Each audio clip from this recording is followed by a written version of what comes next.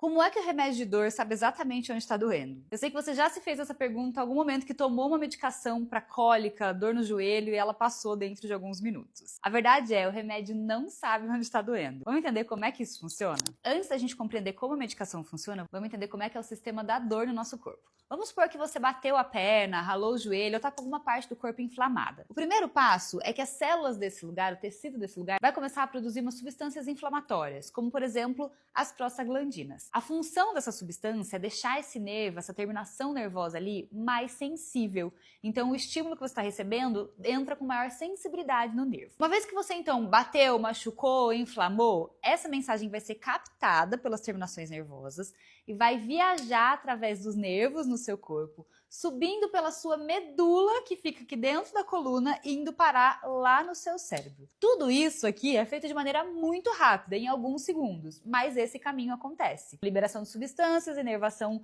fica ali mais sensível, caminha todo pela sua coluna e chega no seu cérebro. Quando chega no cérebro, o estímulo de dor vai ser interpretado por ele. E aí ele vai decidir onde é que está doendo, quanto é que está doendo, isso significa ou não uma ameaça, qual que é a resposta adequada, emocional ou física para esse estímulo que a gente recebeu. Ou seja, a dor ela não depende só do que aconteceu, ela depende também de como o seu cérebro interpretou tudo isso. Agora que a gente já sabe como é que funciona a dor, vamos ver como que é que os medicamentos funcionam. Então, apesar de parecer que ele tem um GPS, ele não sabe quando você está com cólica, ele não atua direto lá.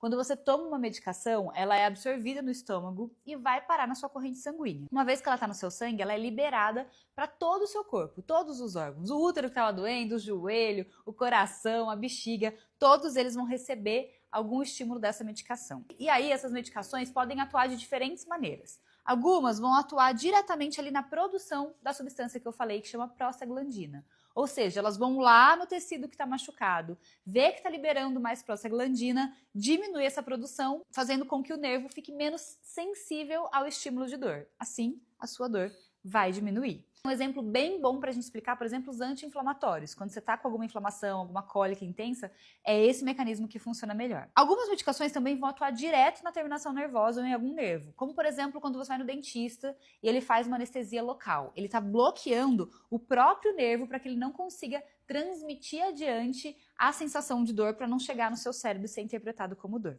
Então, nesses casos, a gente tem medicações que atuam direto ali nessa transmissão. Elas também podem atuar em algum nível da medula, né? Então, às vezes, não necessariamente no nervo em que foi aplicado, mas bloquear a passagem desse sinal de dor pela sua medula. E por fim, a gente vai ter medicações que atuam direto no cérebro. Então elas vão ter uma atuação que a gente chama de central. Elas vão lá no cérebro, diminuem a interpretação que ele tem desse estímulo doloroso, assim a sua percepção, a reação dele vai ser menos intensa e você vai ter uma diminuição dessa dor. Um bom exemplo aqui é o paracetamol. Entre as ações que ele tem, ele age também aqui no sistema nervoso central, lá no cérebro, para diminuir a percepção de dor. Alguns antidepressivos também funcionam bem aqui e são usados em casos de dor crônica. Em resumo, a gente tem a medicação atuando em algum desses 3 níveis. Você tomou, ela vai passar pelo corpo todo, achou prostaglandina, vai diminuir a produção. Ou ela vai entender e bloquear essa passagem do estímulo de dor, dependendo da medicação. E claro que algumas medicações atuam em mais de uma dessa etapa ao mesmo tempo. Então pode ser que diminua a prostaglandina e também lá no cérebro